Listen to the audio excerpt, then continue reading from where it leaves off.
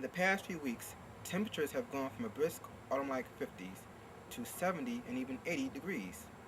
Temperatures that Philadelphians were not expecting until at least a couple more months from now.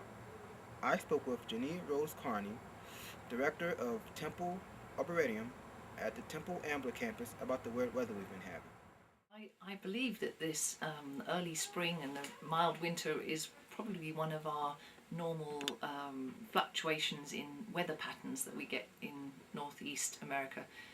Because if you look at also what's happening in Europe right now, there's still areas of Europe that are having a very, very cold winter. So maybe there are differences in the way that the jet stream is going, or the way that the whole weather patterns of the world are changing this winter, because it's certainly very unusual to have this spring arriving much more quickly than usual. I think what's getting people concerned, particularly for the farmers, is that the blossom will come out too early, either too early for the bees to be out and pollinating, or then we'll get a late frost and a lot of those blossoms will be damaged by the frost and we won't get a very good harvest. So I think from that point of view, we're sort of being lulled into a false sense of security, and a late frost could cause agricultural damage. We're close to drought conditions right now.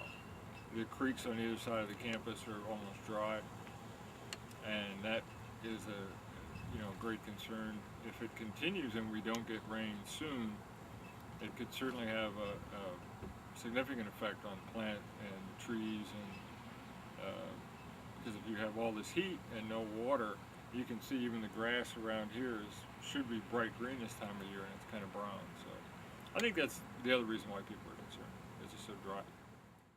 It's frustrating when the temperature is fluctuating so much, especially when you're working outside. One day you can work on something and the next day it's cold and something might freeze, so you can't really get around to doing it again.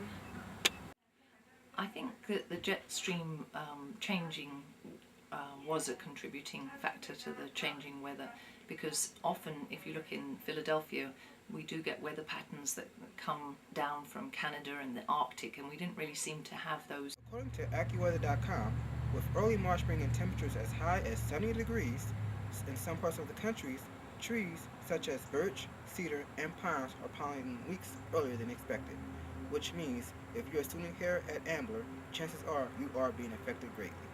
This is Dominic Johnson, AV News,